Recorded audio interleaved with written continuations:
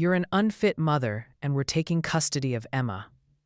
Those were the exact words my mother said to me while standing in my living room, holding legal papers with my father right behind her. My 3-year-old daughter was playing with blocks on the floor between us, completely unaware that her grandparents were trying to take her away from me. My mother's face had this look. Not concern, not love, just cold determination mixed with something that looked a lot like satisfaction, like she'd been waiting for this moment my entire life. I'm Jessica. I'm 28 years old. And the day my parents tried to prove I was a failure by taking my daughter was the day everything changed. But to understand why this happened, I need to go back. Back to when I was a kid and my parents started making it very clear that I would never be good enough for them. I was the youngest of 3 kids. My older brother Marcus was the golden child, perfect grades. Star athlete, got into Harvard, became a surgeon. Everything he touched turned to gold. My sister Lauren was almost as perfect. Straight a student, valedictorian, went to Yale, became a lawyer, married another lawyer, had the perfect wedding, the perfect house, the perfect life. And then there was me, average student, no special talents, didn't get into an Ivy League school, went to community college instead. Dropped out after 2 years because I couldn't afford it, and my parents refused to help me. Got a job as a barista, then a waitress, then a receptionist at a dental office. Nothing impressive. Nothing my parents could brag about at their country club. They made sure I knew I was a disappointment, not in obvious ways. They never said, "We're ashamed of you" directly, but it was in every conversation, every family gathering, every time they introduced me to their friends. "This is our son Marcus, the surgeon. This is our daughter Lauren, the attorney. And this is Jessica. She works at a dental office." The pause before my introduction. The lack of enthusiasm. The quick change of subject. I felt it every single time. I wasn't worth bragging about. I was the kid they had to explain away. The one who didn't live up to the family standards. When I was 24, I met Daniel. He was a construction worker. Good guy, hardworking, kind, funny. We fell in love fast. Got engaged after 6 months. My parents hated him immediately, not because he was a bad person, but because he didn't have a degree, didn't make 6 figures, didn't fit the image they wanted for their daughter. "Jessica, are you sure about this?" my mother asked when I told them we were engaged. "He seems nice, but what kind of future can he really provide? You're already struggling financially. This will only make things harder." "I love him, Mom, and he loves me. That's what matters," she sighed. That disappointed sigh I'd heard my entire life. "Love doesn't pay the bills, sweetheart. You need to think practically. What happens when you have children? How will you support them on his salary? We'll figure it out." "Lots of people make it work," my father jumped in. "You're being naive. Marriage is hard enough without adding financial stress.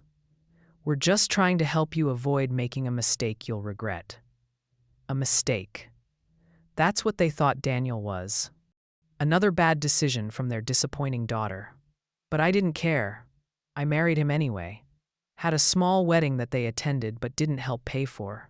Didn't seem happy about. Just showed up, smiled for photos, and left early. The first 2 years of marriage were hard. Really hard.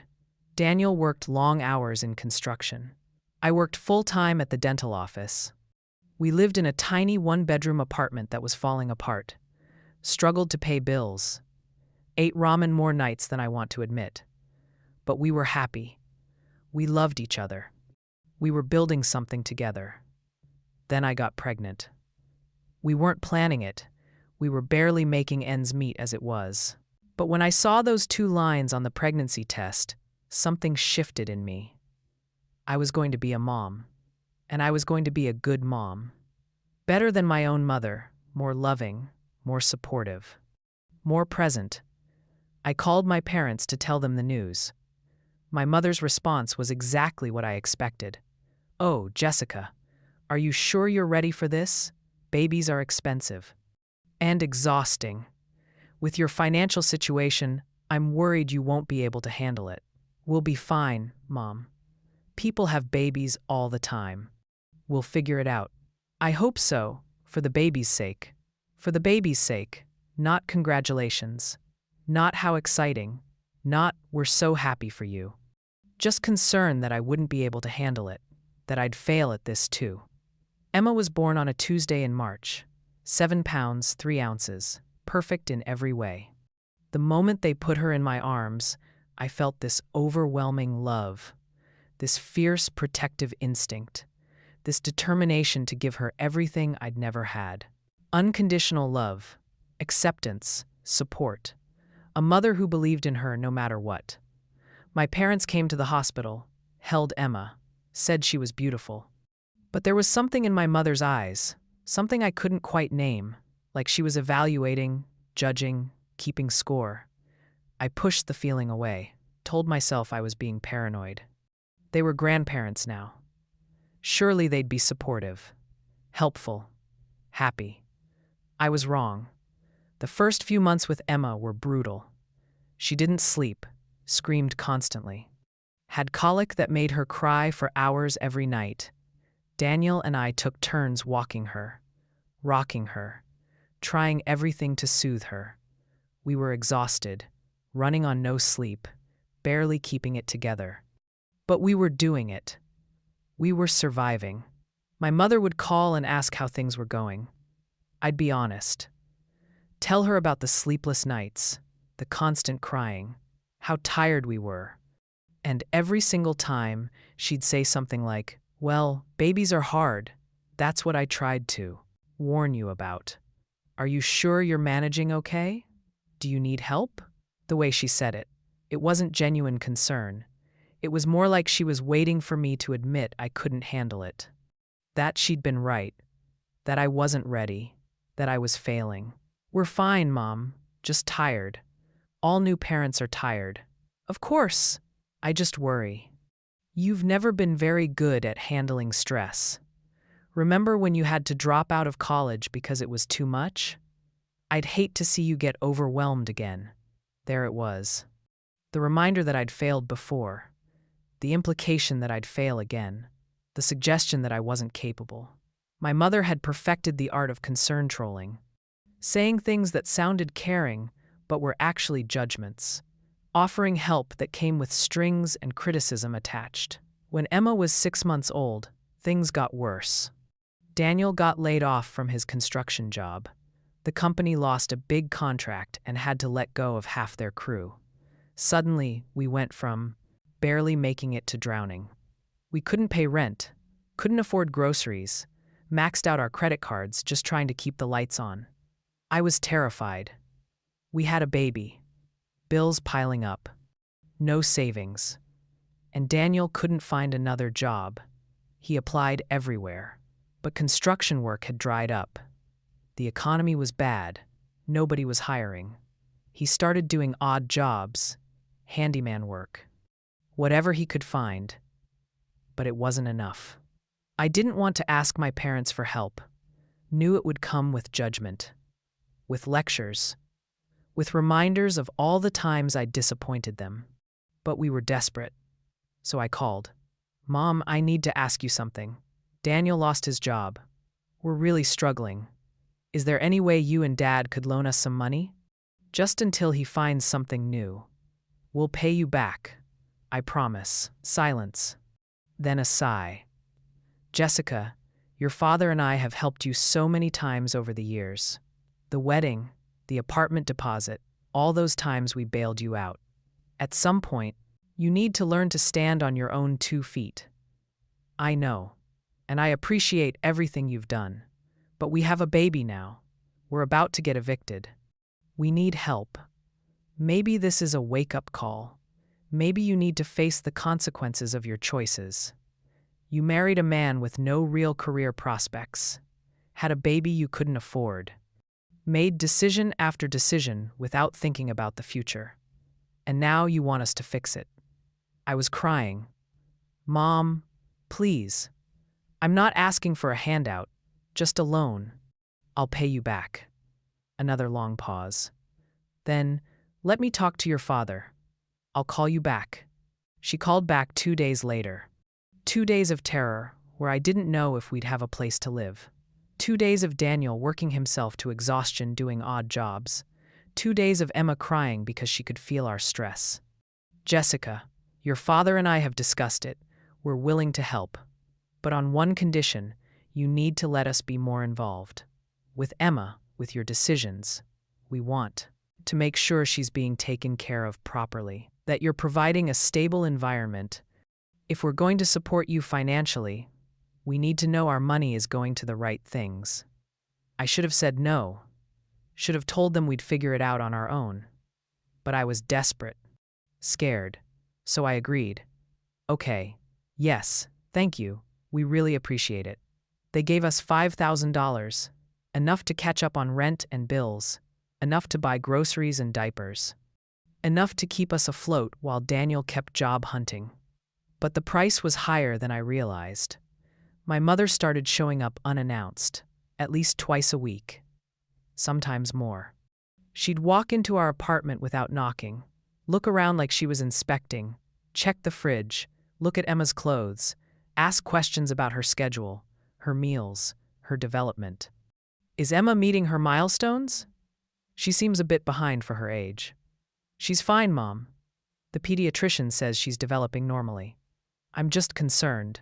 And this apartment, it's so small, not really suitable for a growing child. Have you thought about moving somewhere better? We can't afford anywhere better right now. Exactly my point. Maybe you should consider other options. Your father and I have a beautiful home with plenty of space. Emma could have her own room, a yard to play in, better schools in our neighborhood. She's 6 months old, Mom. She doesn't need a yard or schools yet. I'm thinking long term, about what's best for her. What's best for her. That phrase started coming up a lot.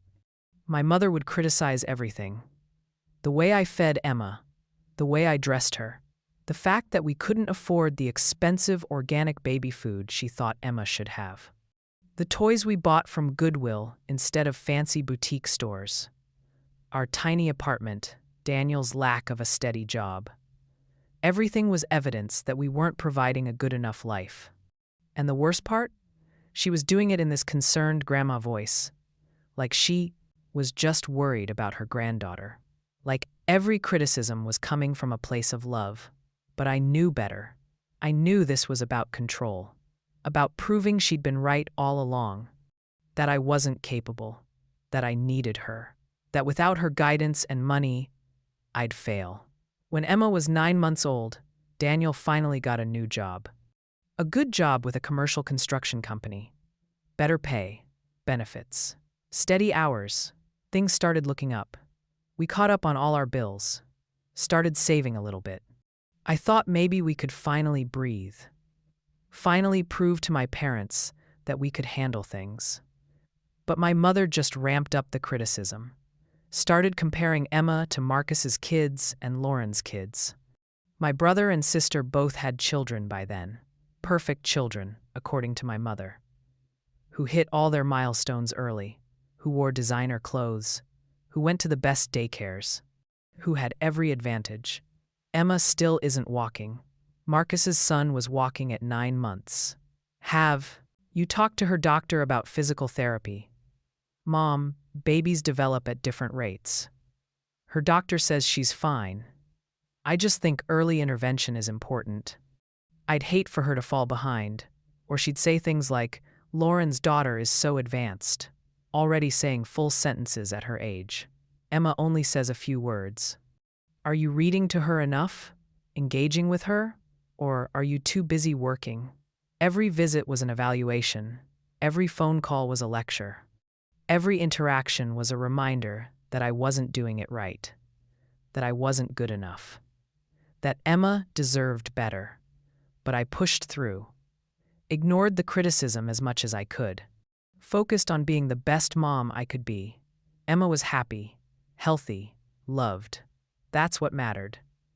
Not whether she hit milestones on some perfect timeline, not whether she wore expensive clothes. not whether we lived in a big house. She had two parents who adored her, who would do anything for her, who were building a stable life, even if it wasn't the life my parents thought we should have. Then Emma turned 2, and something shifted. My mother started talking about daycare, about how Emma needed more structure, more socialization, more educational opportunities, about how staying home with me all day wasn't enough. Jessica, you need to think about Emma's development. She should be in a quality daycare program. Learning letters, numbers, social skills.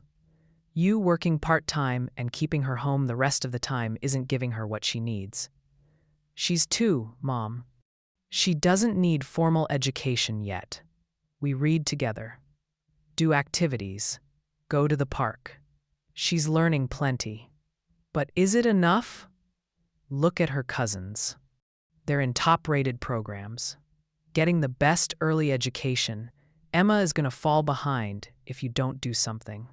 I looked into daycares. The good ones my mother approved of cost more than I made in a month. We couldn't afford them, not even close.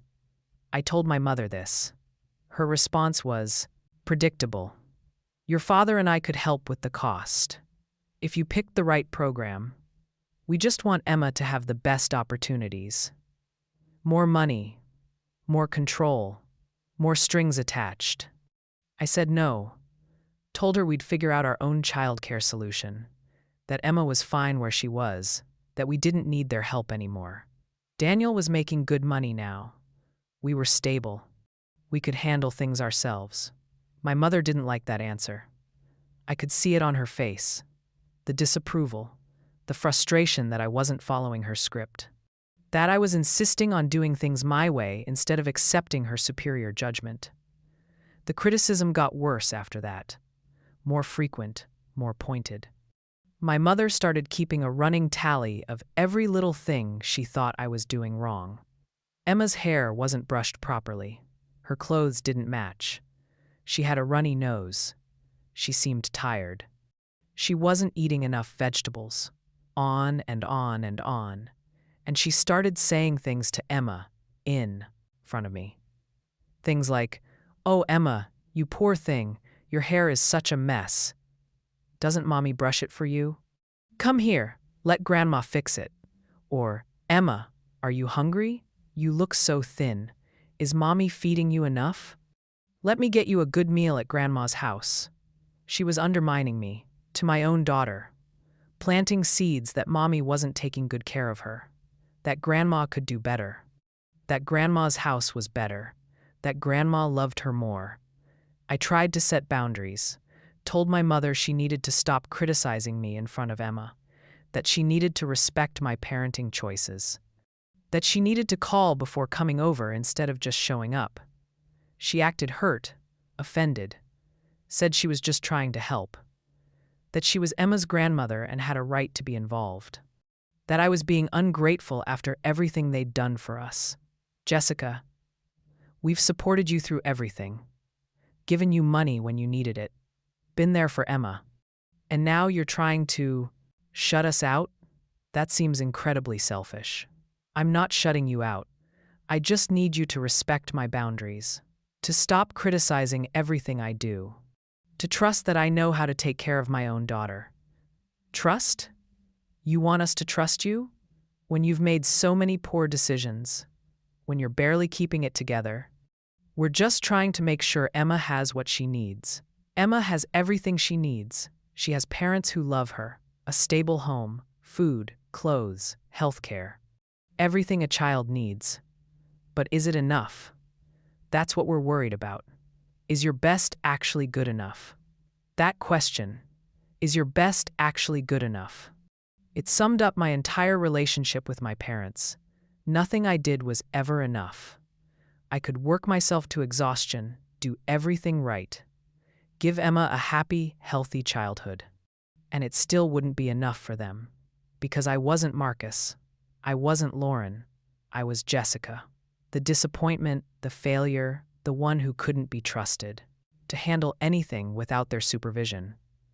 Things came to a head when Emma was 3. Daniel and I had been saving for a year, finally had enough for a down payment on a small house, nothing fancy.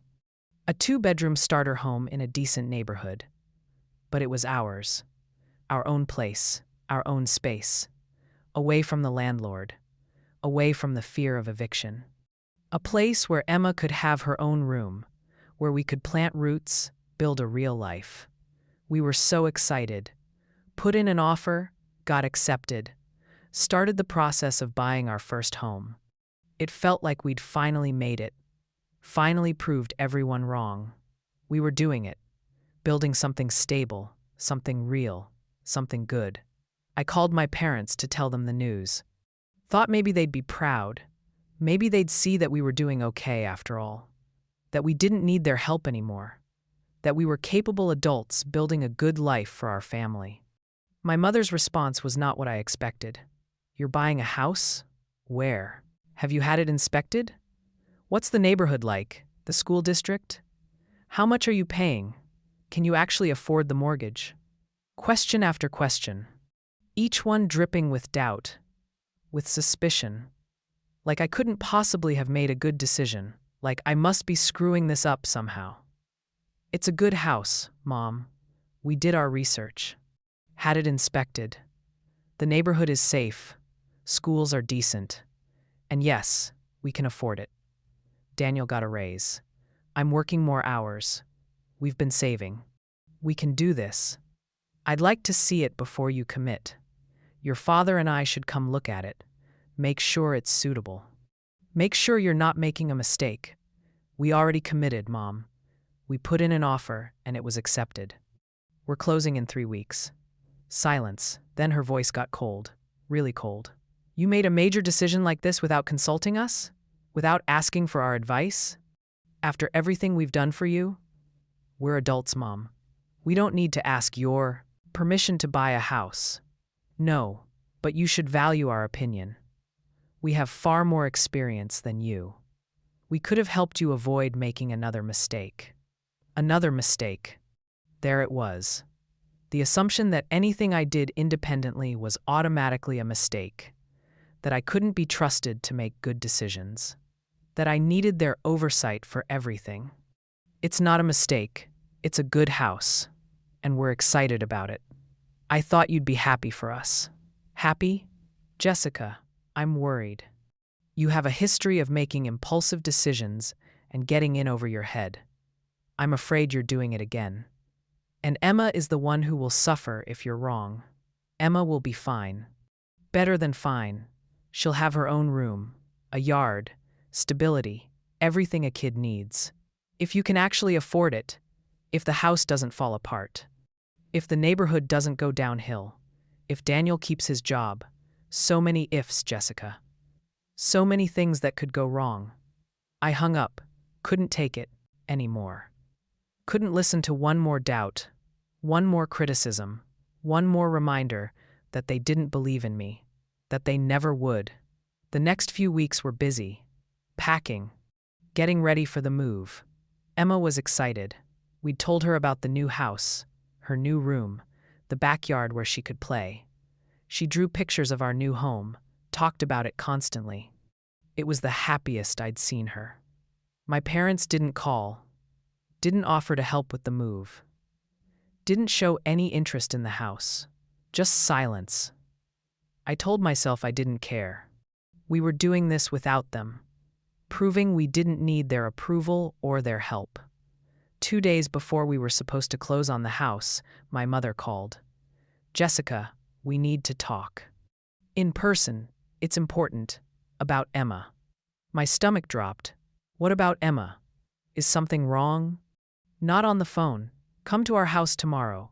Bring Daniel. Leave Emma with a babysitter. This is a conversation we need to have face to face. I spent that entire night terrified. What could they possibly need to talk about? What was so serious they couldn't say it over the phone? Had something happened to Emma that I didn't know about? Was someone sick? What was going on? Daniel and I got a babysitter and drove to my parents' house the next day. The whole drive I felt sick. Something was wrong. I could feel it. My parents had never called a formal meeting like this. never asked us to come without Emma. This was bad, really bad. We arrived at their house, the same house I'd grown up in. Big, beautiful. Perfect landscaping, perfect furniture, perfect everything. The house where I'd never felt good enough, where every family dinner had been a reminder of how I'd disappointed them. Walking through that front door felt like walking into a trap. My parents were sitting in the living room waiting for us, both of them, looking serious. My mother had a folder on the coffee table in front of her. Legal papers. I could see the heading even from across the room. Petition for custody. My heart stopped. What is that? My mother looked at me with this expression, cold, determined, like she'd made a decision and nothing would change her mind. Jessica, your father and I have been watching you for the past 3 years. Watching how you parent Emma. Watching your financial struggles, your instability, your poor decision-making. And we've come to a conclusion. Emma deserves better than what you can provide. What are you talking about? We're filing for custody. We believe Emma would be better off living with us. We can provide her with stability, quality education, opportunities, everything she needs to thrive. Everything you've failed to provide. I couldn't breathe, couldn't process what I was hearing. My parents were trying to take my daughter, actually filing legal paperwork to take her away from me. You can't be serious. We're completely serious. We've consulted with an attorney. We have a strong case. You and Daniel have a history of financial instability. You've accepted money from us multiple times. You're about to take on a mortgage you probably can't afford. You work irregular hours. Your apartment has been barely suitable for a child. Emma has been behind on developmental milestones. All of this adds up to an environment that isn't in her best interest. Daniel jumped up. This is insane. You can't just take someone's kid because you don't approve of their choices. My father finally spoke. His voice was calm, rational, which somehow made it worse. We're not doing this to punish you. We're doing this because we love Emma, and we believe she deserves the best possible start in life. You two are good people. You love her. But love isn't enough. She needs more than you can give her, and we can provide it. I'm her mother, I said. My voice was shaking. She's my daughter. You can't just take her because you think you can do better. My mother's expression didn't change. Actually, grandparents can petition for custody if they believe the child is in an unsuitable environment. And we have substantial evidence. We've been documenting everything: the financial problems, the small apartment, the times Emma was sick and you couldn't afford proper medical care right away, the developmental delays, all of it. She's never been neglected, never been in danger. She's happy and healthy and loved. Is she? Or is that just what you tell yourself? Emma deserves designer clothes instead of thrift store hand-me-downs. She deserves her own room instead of sleeping in a closet converted to a bedroom. She deserves quality food instead of ramen and mac and cheese. She deserves parents who can actually provide for her. We are providing for her. We have jobs. We're buying a house. We're doing everything right. A house you can't afford. A house that will put you right back into financial stress. A house that will take away from what you can provide for Emma. We've seen it's this pattern before, Jessica. You make impulsive decisions, get in over your head, and then you suffer the consequences. We're not going to let Emma suffer because of your poor choices. I looked at Daniel. He looked as shocked and horrified as I felt. This couldn't be real. This couldn't be happening. My parents couldn't actually take Emma. Could they? You're not taking my daughter, I said, trying to sound strong, confident, but my voice cracked. I won't let you. My mother picked up the folder. We're filing the paperwork tomorrow. You'll be served in a few days. And Jessica? I'd suggest you get a good lawyer. Because we're not backing down on this. Emma deserves better, and we're going to make sure she gets it. We left, drove home in silence. I cried the entire way, couldn't stop. My parents were trying to take Emma. My own parents thought I was such a failure as a mother that they were going to court to take my child away from me. How had it come to this? When we got home, I held Emma for hours. Just held her, rocked her, breathed in her smell, memorized every detail of her face, terrified that this might be one of our last nights together. That a judge might actually agree with my parents, might actually decide that I wasn't good enough, that Emma deserved better. Daniel called around, found a family lawyer who agreed to talk to us. We met with her the next day. A tough-looking woman named Patricia Rodriguez who'd been practicing family law for 20 years. We told her everything.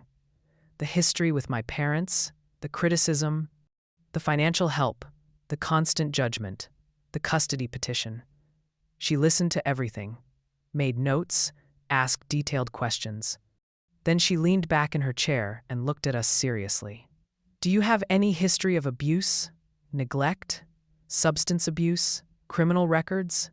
Anything that would actually make you unfit parents? No, nothing like that. We're just normal people trying to raise our kid. Good. Because here's the thing. Grandparent custody cases are really hard to win unless there's actual evidence of harm to the child. Financial struggles alone aren't enough. Living in a small apartment isn't enough. Not being rich isn't enough. They'd need to prove actual neglect or abuse. Do you think they have evidence of that? No, because it doesn't exist. Emma is well cared for. She's healthy, happy, up to date on all her vaccines, sees her pediatrician regularly. She's never been hurt or neglected. Then you'll probably be fine. But I'm not going to lie to you. This will be expensive. Court costs, attorney fees, evaluations. Even if you win, which I think you will, you're looking at probably $10,000 to $15,000 in legal costs. My heart sank. We didn't have that kind of money. We'd just spent everything we had on the house down payment. We were tapped out. We can't afford that. Then you need to figure something out. Because if you don't fight this properly, there's a small chance they could win. Or at minimum, get significant visitation rights that you don't want. You need a lawyer. You need to take this seriously. We left her office even more terrified than before. We couldn't afford to fight this. But we couldn't afford not to fight it either. What were we supposed to do? The papers came 3 days later. Official court documents. My parents were suing for full custody of Emma. The petition listed all their reasons: financial instability, inadequate housing, inability to provide proper educational opportunities, developmental concerns. On and on. Everything they'd been criticizing for 3 years was now spelled out in legal language. Evidence that I was an unfit mother. I called them, crying, begging. Mom, please don't do this. Please. She's my daughter. I'm a good mom. You know I am. Why are you doing this? Her voice was cold, unmoved. Because someone has to put Emma first. Someone has to think about what's best for her instead of what's convenient for you. This isn't about punishing you, Jessica. This is about saving Emma from a life of struggle and poverty. We can give her everything. You can't. It's that simple. I love her. Love isn't enough. She needs more than love. She needs stability, opportunity, a real future. Not the life you're able to provide. Please, don't take my baby. Please. Get a lawyer, Jessica. See you in court. She hung up, and I fell apart. Completely fell apart. How had it come to this? How had my relationship with my parents gotten so toxic that they would actually try to take my child? How did I fight this? How did I win? Daniel and I talked for hours that night. About our options, about what we could do. We didn't have money for a lawyer, couldn't afford Patricia's fees. But we couldn't just give up either. We had to fight. We had to protect Emma. Had to prove that we were good parents and that my parents were wrong. We need to document everything, Daniel said. Everything we do for Emma, every meal, every activity, every doctor's visit, we need to show that she's well cared for, that she's thriving, that we're good parents. We also need character witnesses, I added.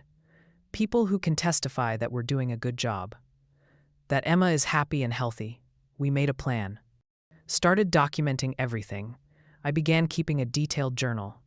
Every single thing we did with Emma, what she ate, what we did together, how she was developing. I took photos, videos, collected every piece of evidence that showed Emma was loved and cared for. We reached out to friends, to Emma's pediatrician, to our neighbors, to anyone who could testify on our behalf. Explain that we were good parents, that Emma was fine, that my parents were wrong. Emma's doctor was especially helpful. She wrote a detailed letter explaining that Emma was healthy, well-nourished, up to date on all her medical care, and showing normal development. That there were no signs of neglect or abuse. That, from a medical standpoint, Emma was being well cared for. We also started recording every interaction with my parents. Every phone call, every visit. I wanted documentation of how they spoke to me, how they criticized, how they undermined my parenting. I wanted the judge to see exactly what kind of people they were. How this wasn't about Emma's well-being. It was about control, about proving they were right, about punishing me for not living up to their standards. The preliminary hearing was scheduled for 6 weeks later. 6 weeks of terror. 6 weeks of not knowing what would happen. 6 weeks of looking at Emma and wondering if she'd still be mine after the hearing. My parents kept trying to see Emma during those 6 weeks. Would call asking to take her for the day, for the weekend. I said no every time. Told them that under the circumstances, I didn't feel comfortable with unsupervised visits. They threatened to file an emergency motion, said I was denying them access to their granddaughter. I stood firm. Said they could see Emma, but only with me present. They refused. Said they didn't want to visit on my terms. Good. I didn't want them near her anyway.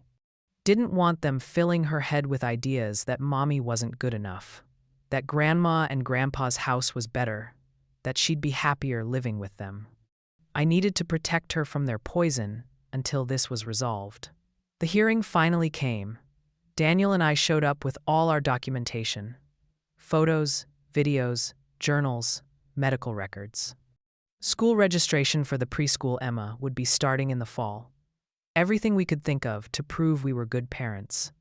My parents showed up with their fancy lawyer, looking confident, looking like they'd already won.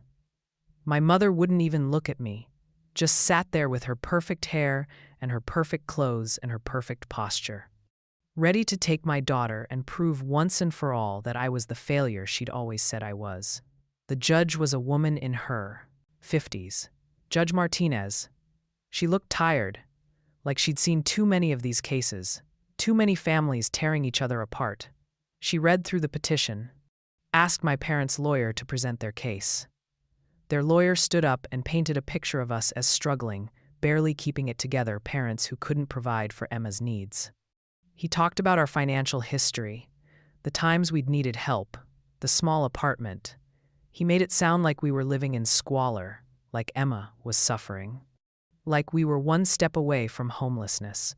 Then he brought up the house, the one we were supposed to be closing on, said it was evidence of poor financial judgment, that we were taking on a mortgage we couldn't really afford, that it would create more instability, that Emma would suffer because of our impulsive decision. These are not bad people, the lawyer said, but they're in over their heads. They love Emma, but love isn't enough. This child deserves stability, security, opportunities. My clients can provide all of that. They have the resources, the time, the ability to give Emma the life she deserves, the life her parents can't provide. It was painful to hear, to sit there while someone laid out all our struggles and mistakes, made us sound incompetent, unfit, not good enough. I wanted to scream, to defend myself, to explain that we were doing our best, that our best was good enough, that Emma was happy. Then it was our turn. We didn't have a fancy lawyer. Just a court-appointed attorney since we couldn't afford to pay. Her name was Sandra. Young, overworked, but passionate. She stood up and presented our evidence. The photos of Emma smiling, healthy, happy. The medical records showing she was well cared for. The journal I'd kept. The letters from friends and neighbors. The testimony from her pediatrician. All of it showing that Emma was fine. More than fine. Loved and thriving in a home where her parents adored her. Sandra called me to the stand. Asked me questions about our daily life. About Emma's routine. What she ate. How we spent our time. Her schedule. Her development. Her happiness. I answered every question honestly. Described a normal, loving household. Not perfect, not wealthy, but full of love and care and dedication. Miss Peterson, can you explain why you believe your parents filed for custody? I took a deep breath. This was the hard part, calling out my parents in open court. But it had to be said. My parents have never thought I was good enough. For my entire life, I've been the disappointment. The daughter who didn't go to an Ivy League school, who didn't become a doctor or a lawyer, who married a construction worker instead of a professional. They've been criticizing my choices since I was a teenager. And now they're trying to prove they were right about me by taking my daughter. Do you believe they love Emma? I think they love the idea of Emma. The perfect granddaughter they can mold and daughter shape. But they don't love her the way she deserves. They love her conditionally, based on her meeting their standards. I love her unconditionally, just for being her. That's the difference. Sandra asked more questions. About the financial help my parents had given us. About how they'd use that help to gain control, to criticize, to undermine my confidence as a mother. About how every visit became an evaluation, every interaction a judgment. Then my parents' lawyer cross-examined me, tried to make me look incompetent. Asked about times Emma had been sick, and we'd had to wait to go to the doctor because we couldn't afford the copay right away.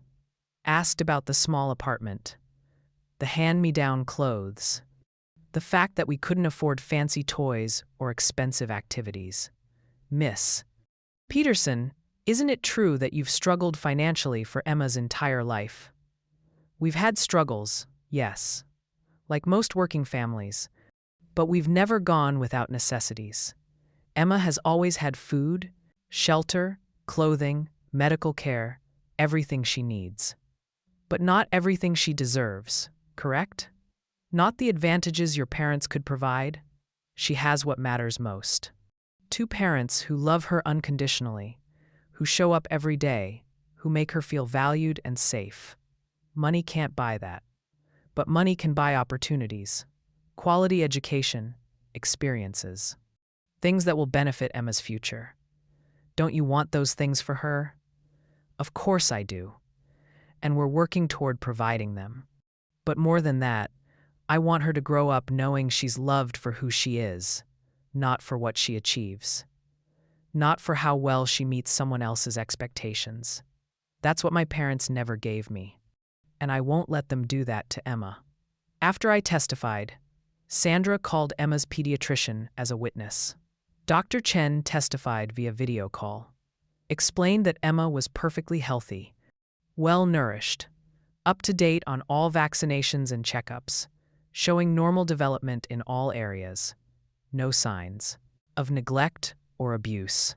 No concerns whatsoever about her care. In your professional opinion, Dr. Chen, is Emma being well cared for in her current home? Absolutely. Jessica and Daniel are attentive, responsible parents. They bring Emma in for all her scheduled appointments. They follow medical advice. They ask appropriate questions. They clearly love and care for their daughter. I have zero concerns about Emma's well-being in their care. Then Sandra called our neighbor, Mrs. Anderson, an older woman who'd lived next door to us for 2 years. She testified that she saw us with Emma regularly, that Emma was always clean, well-dressed, happy, that she heard us playing together, reading books, singing songs, that we seemed like a loving, normal family. Have you ever witnessed anything concerning about how they parent Emma? Never. They're good parents, maybe young, maybe not rich, but they love that little girl with everything they have. And Emma loves them right back. You can tell. The way she lights up when they come home, the way she runs to them. That's what a healthy parent-child relationship looks like. My parents' lawyer tried to discredit her.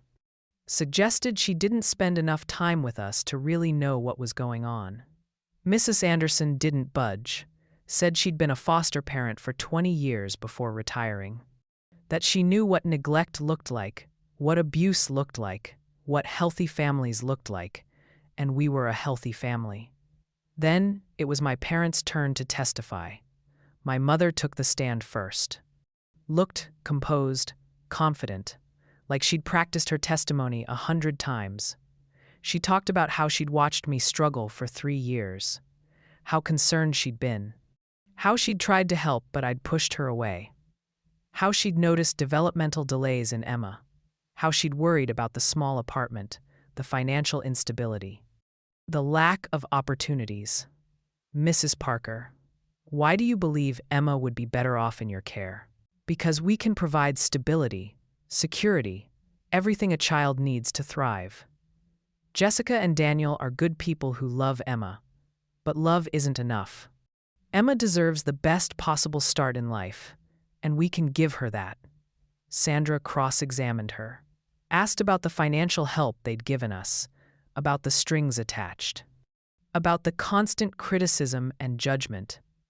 Mrs. Parker, isn't it true that you've been critical of Jessica's parenting choices since Emma was born?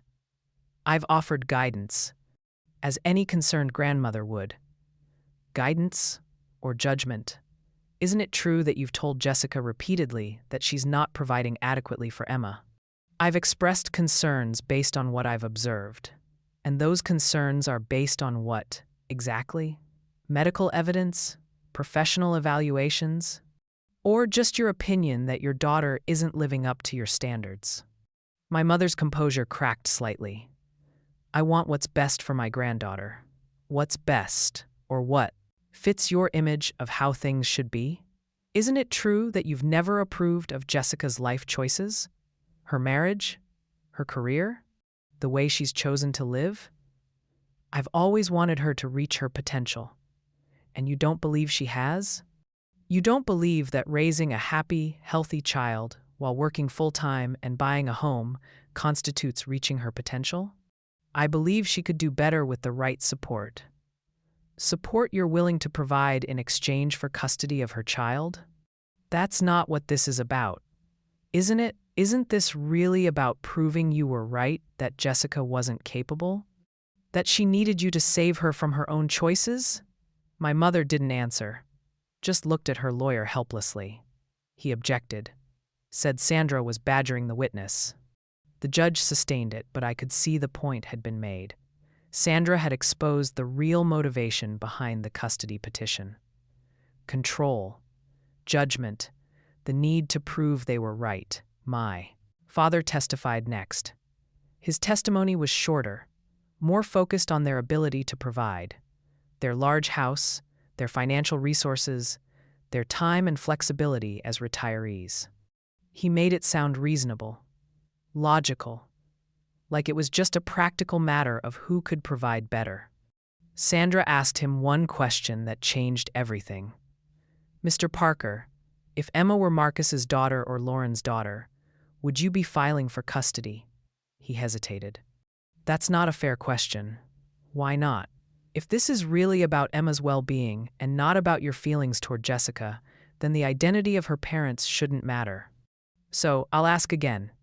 If Emma were your other children's daughter, living in the same circumstances, would you be seeking custody? Long silence. Probably not. Why not? Because Marcus and Lauren have proven themselves capable. And Jessica hasn't? Jessica has a history of poor decisions, such as dropping out of college, marrying someone without college, career prospects, having a child she couldn't afford. So this is about punishing Jessica for not living up to your expectations? No. This is about protecting Emma. From what? Loving parents who are doing their best? From a stable home? From a childhood that looks different from the one you think she should have? My father didn't answer. Sandra let the silence hang there. Let the judge see that this wasn't really about Emma at all. It was about my parents' inability to accept that I'd chosen a different path. A path they didn't approve of.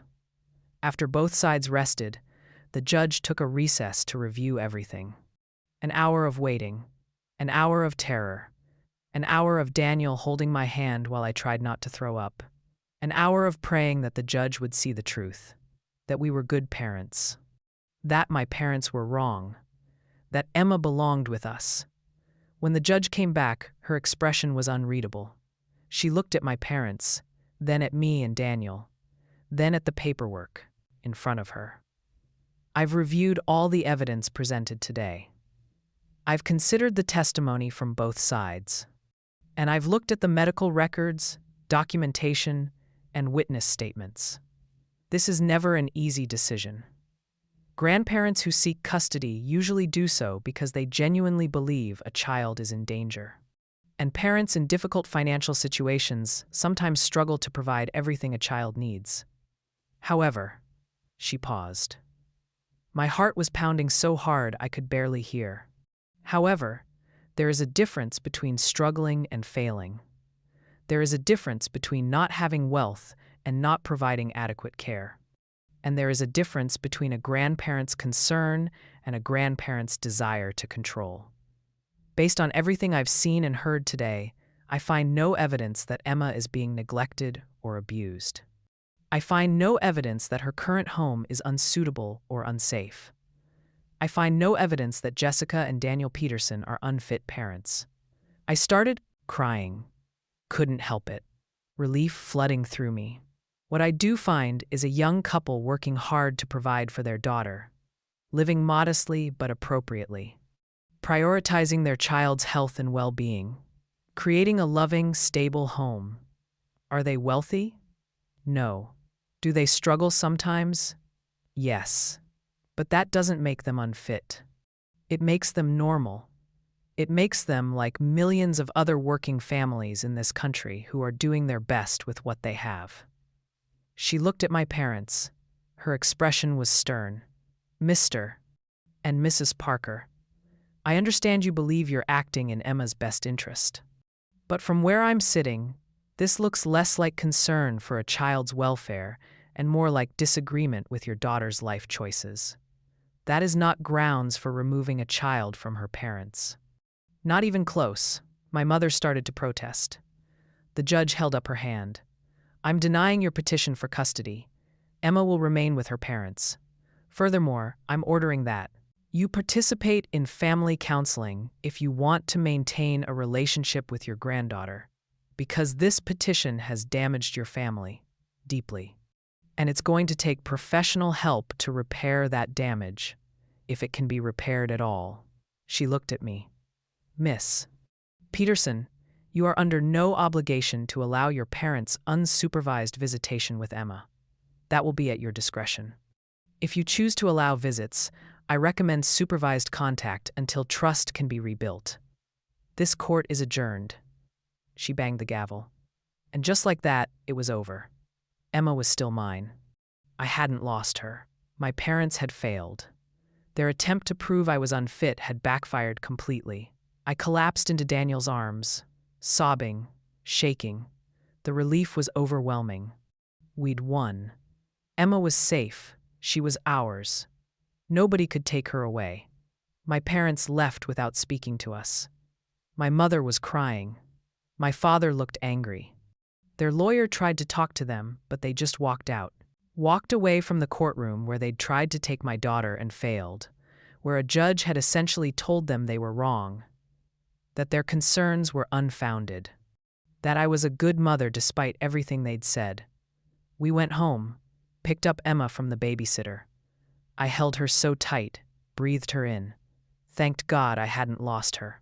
She had no idea what had happened, no idea that she'd almost been taken away. She just hugged me back and asked if we could have mac and cheese for dinner. Yes, baby. We can have whatever you want. That night, after Emma was asleep, Daniel and I talked about what came next, about whether we'd ever let my parents see Emma again, about whether the relationship could be repaired or if it was broken forever. I don't know if I can forgive them, I said. They tried to take our daughter. How do you come back from that? I don't know. But I know Emma deserves to have grandparents who love her. If they can change, if they can respect us as parents, maybe eventually we can find a way forward. And if they can't, then they lose. They lose Emma. They lose you. They lose any chance of being part of our lives. That's on them. My parents called the next day. My mother, specifically, her voice was different, smaller, less confident. Jessica, we need to talk. I don't know if I have anything to say to you. Please, just hear me out. Your father and I, we made a mistake. A terrible mistake. We thought we were doing the right thing. Thought we were protecting Emma. But the judge was right. This wasn't really about Emma. It was about us. About our need to control. To prove we knew better. And we're sorry. We're so sorry. I was silent, not ready to accept her apology, not ready to forgive. We'd like to see Emma. To try to rebuild our relationship with her. With you. If you'll let us. We understand if you need time. If you're not ready. But we're asking, please. Don't shut us out completely. You tried to take my Beres, daughter. You made me stand in court and defend my parenting. You told a judge I was unfit, and now you want to just apologize and move on? No. We know it's not that simple. We know we hurt you. Deeply. We know we might have destroyed our relationship forever, but we're asking for a chance. To prove we can change. To prove we can respect you as a parent. To prove we can be the grandparents Emma deserves. Why should I believe you? You've been criticizing me my entire life. Why would this be any different? Because we finally understand what we were doing wrong. The judge's words hit hard. She was right. We've been trying to control you instead of support you. Trying to make you into something you're not instead of accepting who you are. And we've been wrong. So wrong. I didn't respond. Couldn't. The hurt was too deep. Too raw. Think about it, my mother said. That's all we ask. Think about whether you can give us another chance. We'll do whatever it takes. Counseling. Supervised visits. Whatever boundaries you need. We just want to be part of Emma's life. Part of your life. If you'll let us. She hung up, and I sat there holding the phone. Thinking about forgiveness. About whether people can really change. About whether my parents deserved another chance after what they'd done. Daniel thought we should try counseling. See if my parents were serious about changing. Give them one chance to prove they could respect us. I wasn't sure. The wound was so deep, the betrayal so complete. How could I trust them again? But then I thought about Emma. About her growing up without grandparents. About missing out on that relationship. Was my hurt more important than her happiness? Was my need to punish my parents more important than her need for extended family? I didn't know, so I decided to wait, to give myself time, to see if my parents' apology was real or just words, to see if they'd actually do the work to rebuild trust, or if this was just another manipulation, another way to get what they wanted. 3 weeks passed. My parents didn't call. Didn't show up, didn't push. Just sent one text. We signed up for family counseling. When you're ready, we'd like you to join us. No pressure. Take your time. It surprised me. I'd expected them to push, to demand access to Emma, to make this about them, but they were actually giving me space, actually respecting my boundaries for the first time in my life. Another 2 weeks passed. We closed on the house, moved in. Emma loved her new room. We painted it purple, her favorite color. Put up her drawings, set up her toys. She had space to play, a backyard to explore, her own space in the world. And I realized something. We'd done it. Despite everything. Despite my parents' judgment and doubt, and attempts to prove we'd fail. We'd bought a house, built a stable life, raised a happy, healthy daughter, proved them wrong without meaning to. Just by living our lives, by being ourselves, by doing our best, and trusting it was enough. One night I was putting Emma to bed. She looked up at me with her big eyes and said, "Mommy, why don't Grandma and Grandpa come over anymore?" We're taking a break right now, sweetie. Did they do something bad? Kids are more perceptive than you think. They made some choices that hurt Mommy's feelings. So we're giving each other space right now. Do you still love them? I do, but sometimes when people hurt you, you need time to heal before you can be around them again. Will they come back? Maybe. If they learn to treat Mommy better, if they learn to respect our family, then maybe. I miss them. That broke my heart. Because despite everything, Emma loved her grandparents, had good memories with them, didn't understand the complicated adult reasons why they weren't around anymore. I know, baby. I miss them too sometimes. After she fell asleep, I sat in her room watching her breathe. This perfect little person, who'd almost been taken from me, who my parents had tried to prove I didn't deserve, but I did deserve her. I was a good mom, not perfect, not wealthy, not living up to some impossible standard, but good enough, more than enough. I decided to text my mother. Just one sentence. I'm ready to try counseling, for Emma's sake. Not for yours, she responded immediately. Thank you, we'll make it right, I promise. The first counseling session was awkward, tense. We all sat in this small office with a therapist named Dr. Wilson. Nobody wanted to talk first. Finally, Dr. Wilson spoke. We're here to rebuild trust that's been broken, to establish healthy boundaries, to figure out if this family can move forward together. That's going to require honesty, vulnerability, and a willingness to change. Mr. and Mrs. Parker, why don't you start? Tell Jessica and Daniel why you're here. My mother took a deep breath. We're here because we hurt our daughter and her family. We tried to take her child because we couldn't accept that her life looks different from what we wanted. We were wrong, completely wrong. And we want to make it right. What were you wrong about specifically? We thought because Jessica didn't follow the path we wanted, she was failing. We couldn't see that she was succeeding in her own way, building a life that made her happy, being a good mother, creating a loving home. We were so focused on what she didn't have that we missed what she did have. And in trying to fix what we saw as problems, we became the problem. Dr. Wilson looked at me. Jessica, what do you need from your parents to move forward? I need them to respect me, to trust that I know what's best for my daughter, to stop criticizing every choice I make, to see that my best is good enough, to accept that my life doesn't have to look like theirs for it to be valuable. Can you do that? Dr. Wilson asked my parents. They both nodded. We'll try, my father said. We'll really try. Trying isn't enough, I said. My voice was shaking but firm. You need to actually do it, because if you try to control us again, if you judge us again, if you make me feel like I'm not good enough again, you won't get another chance. Emma is my daughter. This is my life. And I won't spend it seeking your approval anymore. My mother was crying. We understand. And Jessica? For what it's worth, you are good enough. You always were. We just couldn't see it. Those words, the ones I'd waited my entire life to hear.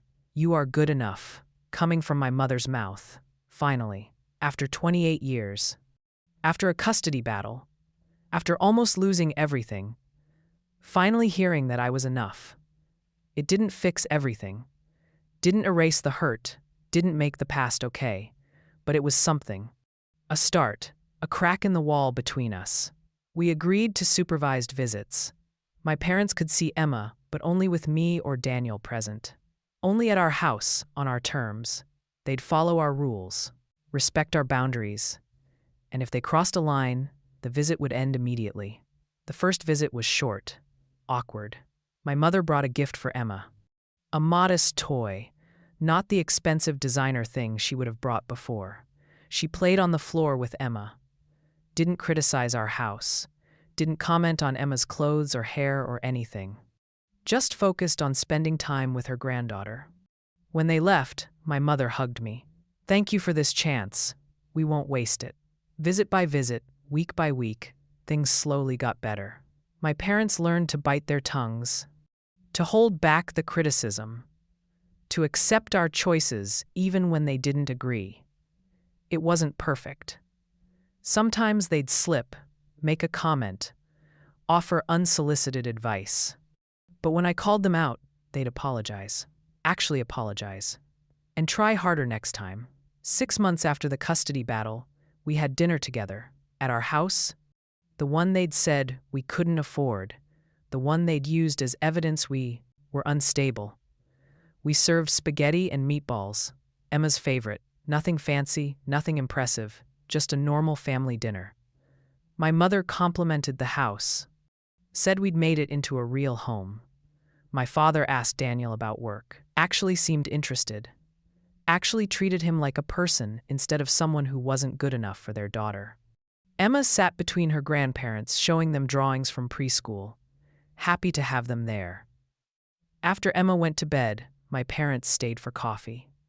We sat in the living room, the one with secondhand furniture and Emma's toys scattered everywhere. And my mother said something that surprised me. "I'm proud of you, Jessica." I looked up. What? What? "I'm proud of you, for standing up to us, for protecting Emma, for building this life despite everything. You're a good mother, better than I was. And I'm sorry it took me so long to see it." I started crying. Couldn't help it. Those words, from my mother, finally, thank you. "We lost so much time," she continued. "So many years of judging instead of supporting, of criticizing instead of celebrating, of trying to change you instead of accepting you. I regret that. More than you know." "Why? Why did it take a custody battle for you to see me?" She was quiet for a long time. "Because I was scared. Your father and I, we built our lives on achievement, on status, on meeting certain standards. And when you chose a different path, it scared us. Made us question whether we'd done something wrong, whether we'd failed as parents. So, instead of accepting your choices, we tried to prove they were wrong, tried to prove we were right, and in doing that, we hurt you. Over and over again. You made me feel like I was never good enough. I know. And I'm so sorry. You were always good enough, Jessica. Always. We just couldn't see past our own fears and insecurities to appreciate who you were. It wasn't a complete healing. Wouldn't undo 28 years of feeling inadequate. But it was real, honest. A genuine acknowledgement of the damage they'd done, and a genuine desire to do better. That was a year ago. Now Emma is 4. My parents visit regularly. They respect our rules, support our choices, treat Daniel like family. They're not perfect grandparents. Sometimes they slip into old patterns, but they catch themselves, apologize, try harder. And me? I'm still not a surgeon or a lawyer, still not living an impressive life by their standards. But I'm happy, really happy. Emma is thriving. Daniel and I are strong. Our little house feels like home. And I know, finally, that I am enough. That I always was. That my parents' standards were never the measure of my worth. The custody battle was the worst thing that ever happened to our family. But in a weird way, it was also the best thing, because it forced the truth into the open, forced my parents to confront their behavior, forced me to stand up for myself and my family, forced all of us to decide what really mattered. They tried to prove I wasn't good enough by taking my daughter, but all they proved was that love matters more than money, that being present matters more than being perfect. that a happy child in a modest home is better than a miserable child in a mansion. They regretted it deeply, and that regret became the foundation for building something better. A relationship based on respect instead of judgment, on acceptance instead of control, on love instead of expectations. Emma will never know how close she came to being taken from me. We'll never know about the court battle or the judge or the terrible things her grandparents said about her parents. She'll just know that she has grandparents who love her, who show up, who support her family. And she'll grow up feeling valued for who she is, not for what she achieves, not for how well she meets someone's standards, just for being her. And that's the real victory. Not winning in court, but breaking the cycle, refusing to pass down the conditional love and impossible standards to another generation. Giving Emma what I never had, the freedom to be herself, the knowledge that she's enough, just as she is. My parents tried to prove I wasn't good enough, but I proved them wrong, not by becoming what they wanted, but by being exactly who I am. And that's the best revenge of all. Subscribe to hear more stories like this.